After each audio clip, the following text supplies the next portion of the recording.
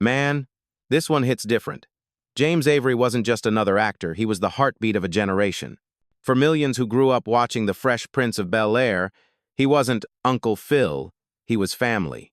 The way he carried himself strong, wise, loving, he became the father figure so many of us never had. And that moment, when Will broke down and cried, "How come he don't want me, man?" That wasn't just acting. That was real. You could feel it.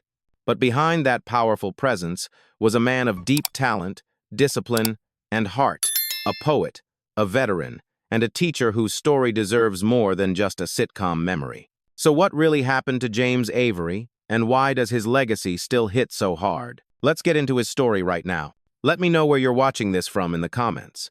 Grab yourself a warm drink, maybe a cup of water or tea, sit back, and let's start this journey together. James LaRue Avery was born on the 27th of November, 1945, in the small town of Pughesville, Virginia, a place that didn't have much, but had heart. He came into the world at a time when America was still deeply segregated. Growing up black in the mid-20th century South meant you learned strength early. Man, not because you wanted to, but because you had to. His mother, Florence Avery, raised him mostly on her own after the family moved to Atlantic City, New Jersey, following World War II. Money was tight, but Florence worked hard to make sure her son understood the value of education and self-respect. James didn't come from show business or privilege. He came from the kind of background where people hustled just to make ends meet. But even as a kid, he had this curiosity, this quiet intensity. Teachers noticed how articulate he was, how he loved reading poetry and performing in front of the class. He had a big presence even back then. Folks would say, "That boy got something in him." In his teenage years, the family relocated to San Diego, California. For a young black man in the early 1960s, California felt like a different world, still full of challenges, but also new possibilities. James found himself caught between two Americas, one that tried to hold him back, and one that whispered, "You can be more." He attended high school there, developing an interest in literature, debate, and theater. But life wasn't easy. With limited resources, he took whatever work he could get, helping his mom and learning the value of hard effort. After graduation, he made a decision that would change his perspective forever. He joined the United States Navy. It was the late 1960, and the Vietnam conflict was heating up. James served as a sailor in the Pacific Fleet from 1968 to 1969. That experience, discipline, brotherhood, long nights at sea shaped the man he'd become. He once said the Navy taught him focus and patience, two qualities that later defined his acting craft. When he returned home, he didn't come back bitter. Instead, he came back determined. The world was changing, the civil rights movement was in full swing, black voices were rising, and James wanted to be part of that transformation. But he didn't yet know how. He wasn't thinking about Hollywood or fame. At that point, he just wanted to find a way to tell stories that mattered, stories that could move people the way life had moved him. Those early years, the struggle, the single-parent home, the lessons of service, became the foundation of everything James Avery stood for: respect, integrity, and power through knowledge. You can see it in every role he played later, that calm authority, that mix of discipline and heart. It all started here, with a young man from Virginia who believed he could be more. After leaving the Navy, James Avery came home to a country in transition. It was the early 1970s, a time of protest, poetry, and social change. The civil rights movement had awakened something powerful in America's soul, and for James, it stirred a creative fire he didn't even know he had. He wasn't the kind of man to sit still. He wanted to express himself not through anger but through art. Settling in San Diego, he started writing poetry and scripts. His first big break wasn't on stage or in front of a camera, it was behind the scenes. He wrote for PBS, crafting pieces that touched on social justice, race, and human experience. One of his works even won an Emmy for production, showing early on that his mind wasn't ordinary. He had the ability to take complex truths and turn them into art that people could feel. But James wanted more than writing. He wanted to embody the words to become the story. So he enrolled at the University of California, San Diego, where he earned a degree in drama and literature. At UCSD, He found his tribe artists, activists, and dreamers who believed that theater could be a weapon for truth. Professors and peers quickly realized that James wasn't just another student chasing applause. He was serious, man. He studied Shakespeare, Greek tragedy, and African American literature with the same intensity he once gave to his military discipline. What made him different was that booming voice, deep, commanding, but full of soul. Even in rehearsal halls, people would stop what they were doing when he spoke. It wasn't just acting, it was presence. His classmates described him as thoughtful and fierce, at the same time the kind of man who could debate philosophy 1 minute and then deliver a monologue that gave you chills the next. Avery was also shaped by the thinkers of his time, Langston Hughes, James Baldwin, Maya Angelou. He read their words and understood that art wasn't just entertainment, it was identity. He believed that an artist's job was to tell the truth of their people, even when the world didn't want to hear it. That belief would follow him for the rest of his life. During those years, he performed in small community plays, wrote short pieces for radio, and became known around campus as the Voice. There was something magnetic about him, that rare blend of intellect, discipline, and empathy. He wasn't chasing fame, he was building craft. By the time he graduated, James Avery had transformed. The kid from a working-class single-parent home had become a scholar and a storyteller, ready to take on the world. He didn't yet know where his talent would take him: theater, television, or film. But one thing was clear: his purpose was to speak truth through art. Those college years didn't just give him an education, they gave him a mission. And soon, that mission would lead him straight into Hollywood. When James Avery packed his bags and moved to Los Angeles in the mid-1970s, he didn't have fame, connections, or money.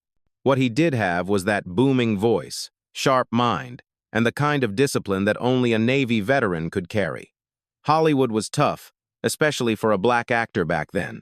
Roles were limited, the same stereotypes over and over, and James refused to play characters that mocked his people. He wanted depth, truth, something that meant something. That alone made his journey 10 times harder, man. At first, he took whatever small parts he could get. Guest roles on shows like Hill Street Blues, Dallas, Amen, L.A., Law, you name it, he was there. But even when he showed up for just 1 or 2 episodes, people remembered him.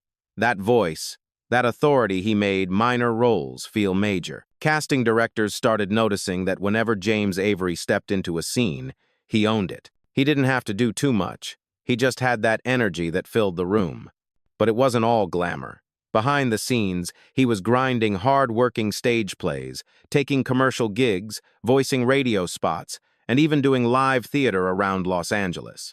The 70s and early 80s were all about survival. There were weeks he didn't know if the next paycheck was coming. Still, James never lost faith. He once told a friend, "If I stay ready, I won't have to get ready." That was his philosophy. Every audition, every line, every gig was practice for something bigger. Then came animation, and that's when things started changing. His deep, commanding voice caught the attention of producers in the cartoon world. Before long, he landed a gig that would introduce his talent to millions of kids across America, the voice of Shredder in Teenage Mutant Ninja Turtles. Yeah, that Shredder, the main villain, the fearsome leader of the Foot Clan. From 1987 to the early 90s, his voice became iconic. Even if people didn't know his face, they knew that voice. It was bold, crisp, and full of power, perfect for a cartoon villain. James once laughed about it in an interview, saying something like, "Imagine going from Shakespeare to shouting at turtles." But he loved it. It was fun, creative, and it paid the bills. More importantly, it proved his range. He could play the darkest villain or the warmest father figure. During that same period, he kept working in theater, refusing to let his classical roots fade. He believed that real acting started on stage, where there were no second takes. He performed in productions of Othello, A Midsummer Night's Dream, and Tartuffe. That Shakespearean energy would later define how he carried himself as Uncle Phil, larger than life, yet grounded. The industry started to see James Avery as that go-to actor for strength, authority, and wisdom. He played judges, lawyers, reverends, men with power and moral weight. But even with all that talent, he wasn't a household name yet. He was respected, sure, but still flying under the radar. That's what makes his story so underrated, man. For almost 2 decades, he was working grinding long before the Fresh Prince ever came calling. He built his foundation brick by brick, performance by performance, while most people had no idea who he was. But all that experience, the stage work, the voice acting, the TV grind, it was preparing him for something legendary. Because when the 90 came, James Avery was about to step into a role that would change his life forever and redefine what a TV father could be. By the time 1990 rolled around, James Avery had already paid his dues. He had done theater, television, radio, and voice work, everything but stardom. Then came an audition that would flip everything upside down, a new NBC sitcom about a kid from West Philadelphia moving in with his wealthy relatives in Bel-Air. Nobody, not even James himself, knew that the Fresh Prince of Bel-Air would become one of the most beloved shows in TV history. When the producers were casting Uncle Phil, they wanted someone who could command respect but still feel like family. James walked in, read his lines, and instantly owned the room. That deep voice, that presence, it was undeniable. He didn't just play authority, he was authority. When the audition ended, there wasn't much to discuss. They had found their Uncle Phil. At the time, Will Smith was just 21 years old, fresh off his rap career with DJ Jazzy Jeff. He was new to acting, full of energy but still learning the craft. James Avery, on the other hand, came from years of stage discipline. Their chemistry was immediate, almost cosmic. James became the mentor Will didn't know he needed. Behind the scenes, he coached Will on timing, emotion, and delivery. Will once said, "James Avery was my acting father. He taught me what it meant to be an artist." On screen, their connection was pure magic. Uncle Phil was strict but loving, proud but fair. He wasn't a caricature, he was real. When he scolded Will, you could feel it. When he hugged him, you felt that too. The writers gave Avery powerful lines, but it was his energy that made them timeless. He brought dignity and gravitas to every scene, blending humor with heartfelt lessons. The show debuted in September 1990, and it didn't take long for audiences to fall in love. Every week, millions tuned in, not just for laughs, but for family. The Fresh Prince of Bel-Air became a cultural bridge. It showed a black family that was successful, educated, and proud without losing its heart. And at the center of it all was Uncle Phil, the moral anchor. What made James Avery stand out was that he didn't perform fatherhood. He embodied it. You could see his own life lessons, discipline, compassion, patience bleeding into the role. When the camera rolled, it wasn't acting, it was experience. Behind the laughter, the cast was tight-knit. James took care of everyone like real family. He was the one who made sure people showed up on time, the one who gave advice when someone was struggling. Will Smith later revealed that the famous emotional scene when Will breaks down crying about his dad wasn't just scripted emotion, that was real. And when James hugged him, he whispered, "Now that's acting." That moment defined both their careers and became one of the most powerful scenes in television history. From that day forward, James Avery wasn't just an actor, he was a symbol of strength, love, and fatherhood. And even though the Fresh Prince would make him a household name, fame never changed who he was. James Avery carried himself with grace and humility the same way he did back when he was just that young man from Virginia trying to make it. When the Fresh Prince of Bel-Air hit its stride in the early 1990s, it wasn't just another sitcom anymore, it became a movement. And at the heart of it stood James Avery, the man who gave life to Philip Banks, a character who represented more than just a father on TV. Uncle Phil was strength, compassion, and authority all wrapped in one powerful presence. Every time he walked into a room, you felt it. That booming voice, the way he stood, the look in his eyes, it commanded respect. Man, James took what could have been a one-dimensional strict uncle and turned him into something human, layered, and unforgettable. Uncle Phil was the kind of man who'd scold you one minute, then hug you the next. He embodied tough love, the kind that builds character.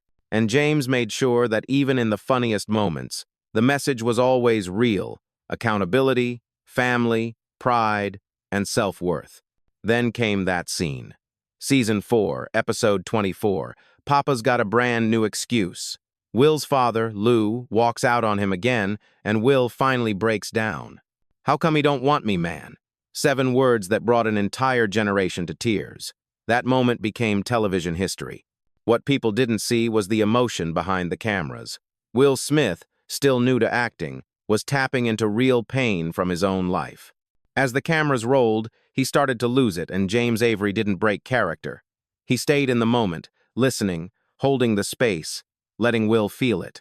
When Will buried his face into James's chest, that hug that wasn't scripted, that was real.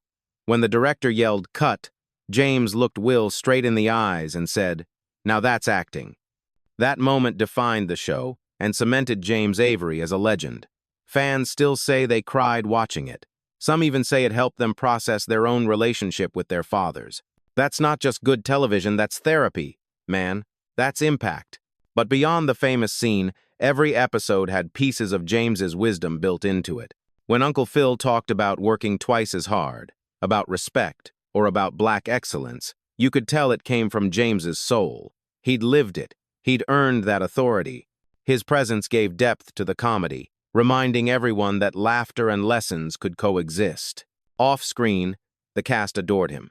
Alfonso Ribeiro, Carlton, called him the backbone of the show. Tatiana Ali, Ashley, said he made everyone feel safe and seen. Even guest stars said you couldn't be around James without learning something about acting, about life, about integrity. He demanded excellence, but he gave love in return. What made him so iconic wasn't just the performance, it was the authenticity. He represented the kind of black fatherhood that was rarely shown on television. Educated, loving, powerful, and emotionally open. He redefined what it meant to be a man on TV. Uncle Phil could argue law in the courtroom one minute and dance at a family party the next. He was complex, proud, and deeply human. For 6 seasons, James Avery carried that role with pride. Every smile, every glare, every lecture, it came from truth. Fans around the world saw themselves in that family. And long after the final episode aired, the echo of Uncle Phil's words stayed with them. James Avery didn't just play Uncle Phil, he became him. And in doing so, he became the father figure for millions who never had one. That's not just acting, that's legacy. By the mid-1990s, James Avery had become one of the most recognizable faces on television yet, somehow, still one of the most underrated. While the Fresh Prince of Bel-Air exploded in popularity, the spotlight mostly followed Will Smith. James never complained. That wasn't his style.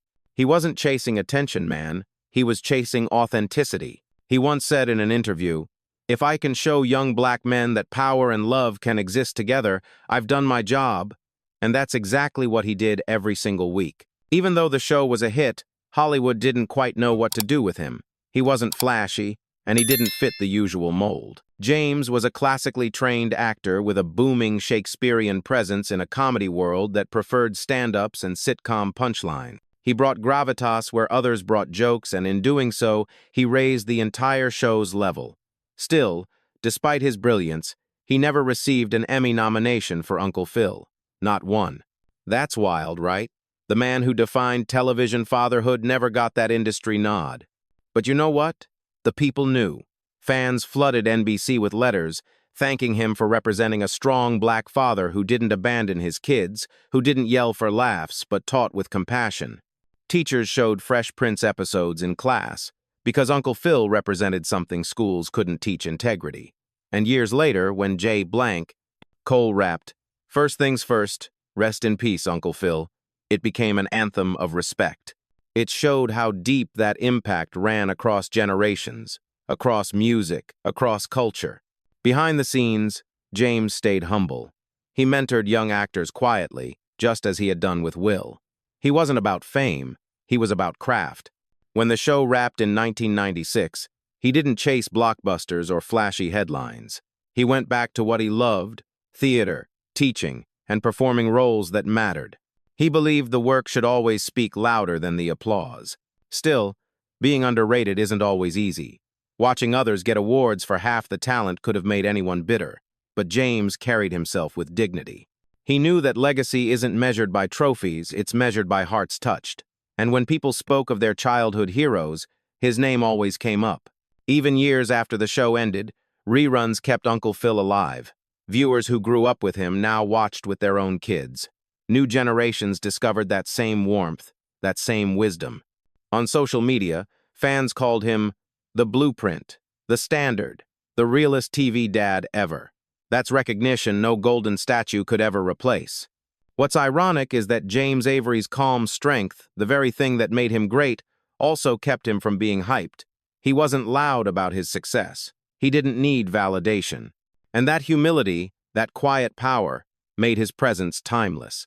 By the end of the 1990, his peers respected him deeply, but the public didn't realize just how vast his influence really was.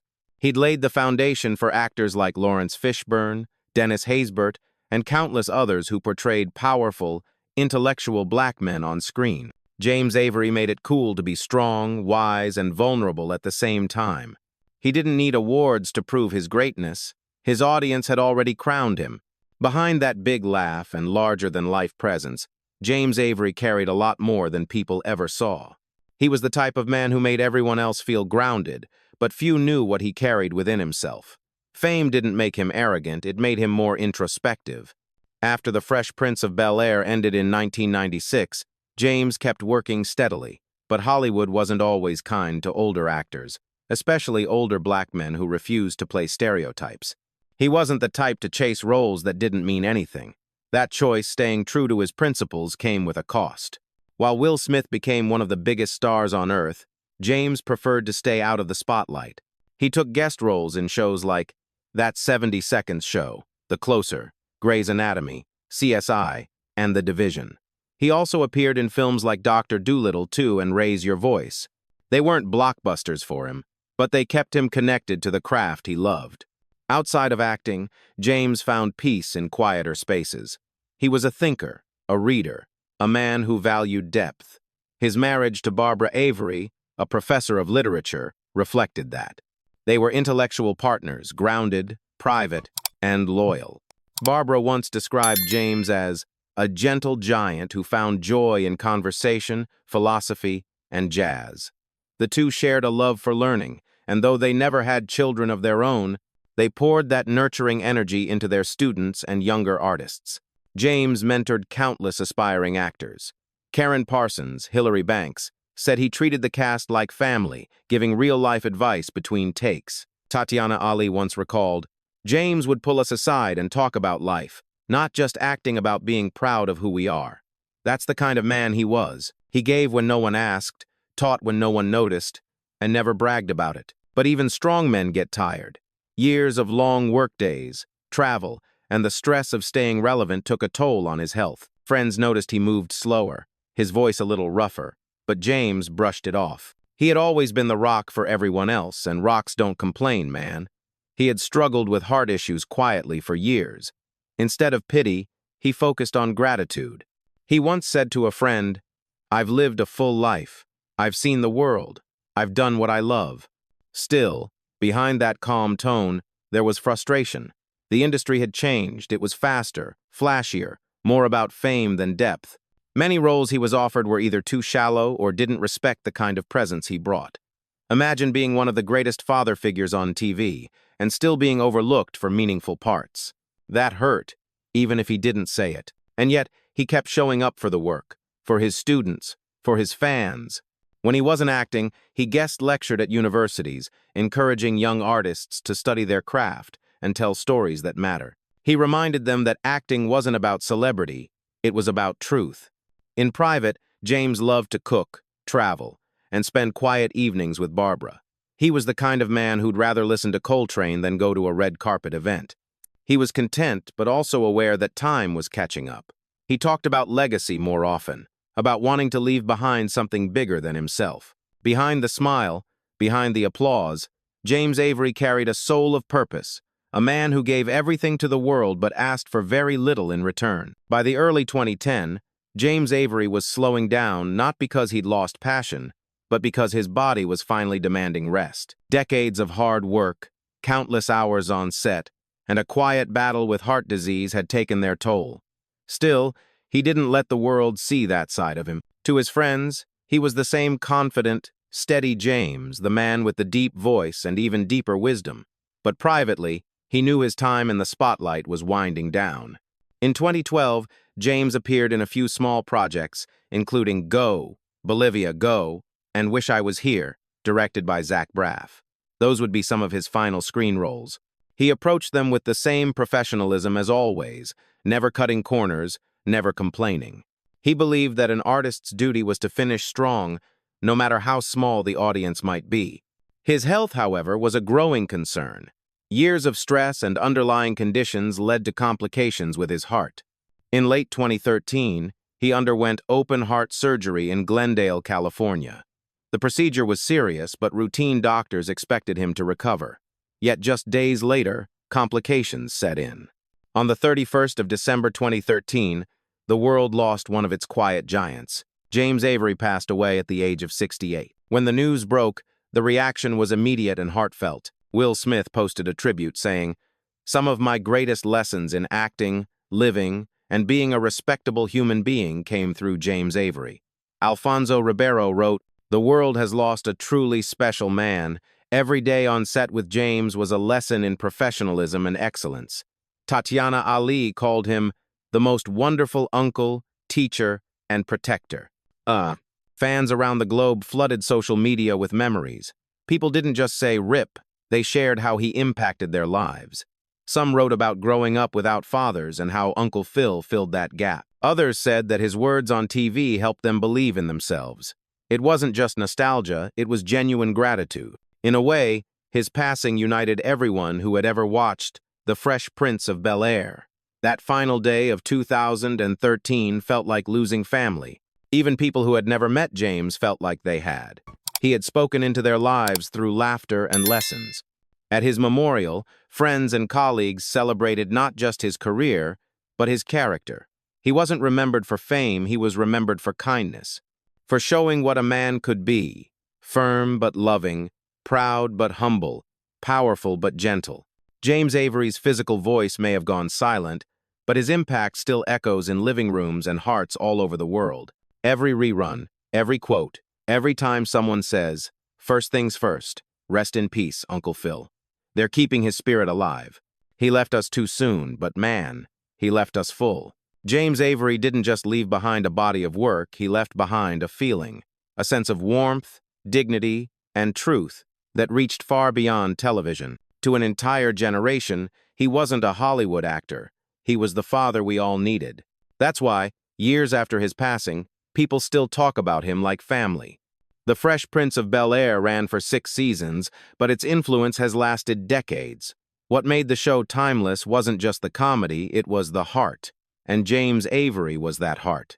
Through Uncle Phil, he gave audiences a blueprint of what fatherhood could look like. Not perfect, not always soft, but steady, loving, and full of integrity. He showed that masculinity didn't have to mean silence, and that strength could live alongside compassion. For countless young viewers, especially black men who rarely saw themselves reflected like that on TV, it was life-changing. Uncle Phil was the kind of man who demanded excellence but always led with love. He wasn't afraid to challenge his family or his audience to think deeper. Whether he was lecturing Will about taking responsibility or comforting his children after failure, his words carried real weight. It wasn't acting, it was mentorship, delivered through the screen. That's why fans still quote him like a preacher. Lines such as, "You've got to earn your keep in this house," or "You are my son, end of story," became part of pop culture's emotional vocabulary. When J. Cole opened his hit song, No Role Models, with "First things first, rest in peace, Uncle Phil," it wasn't just a bar, it was a tribute to what Avery represented, a moral compass, a symbol of black love, strength, and leadership. What's even more powerful is how his influence crossed generations. People who grew up in the 1990s now show Fresh Prince to their own kids. They sit on the couch, laugh at the same jokes, and when that famous scene with Will and Uncle Phil comes on, the room goes quiet. The emotion still hits just as real, just as raw, because what James delivered wasn't tied to an era. It was human truth. Even in academia, Avery's work has been studied for how it redefined the image of African-American families on television. Before Uncle Phil, most TV dads were written as either distant or comedic.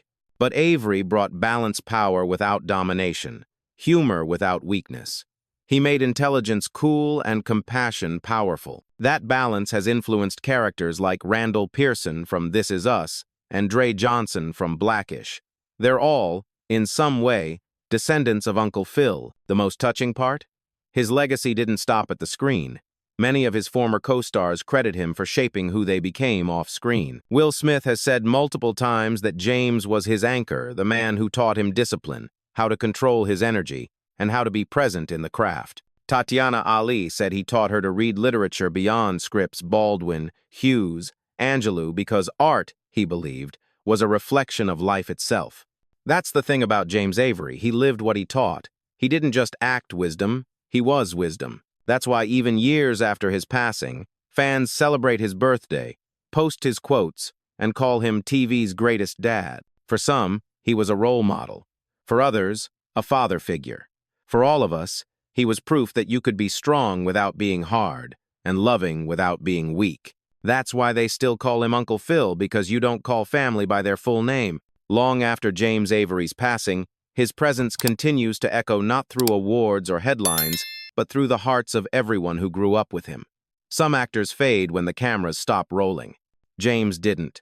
His work aged like wisdom, timeless, familiar, always relevant. Every rerun of The Fresh Prince of Bel-Air feels like a reunion with family, and every R.I.P. Uncle Phil comment under a clip is proof that he's still right here, man. What makes his legacy special is how personal it feels. He wasn't a superhero or a megastar, he was real. Fans write messages like, "Uncle Phil taught me how to be a man," or "He showed me what love and discipline look like." That kind of impact can't be bought, can't be faked. It's the kind of legacy built on truth, empathy, and representation.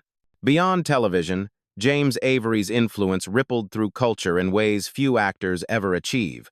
Musicians, educators, and even spiritual leaders have referenced Uncle Phil as a symbol of guidance. From J. Cole to everyday fathers raising kids, his image became shorthand for strength with compassion. Memes, tributes, fan art, they all carry the same tone: respect. Even in the industry, his name is spoken with admiration. Fellow actors often describe him as a teacher in disguise. His colleagues remember that whenever James walked onto a set, the energy shifted not because of ego, but because of the calm authority he carried. Directors trusted him, crews respected him, and younger actors followed his lead.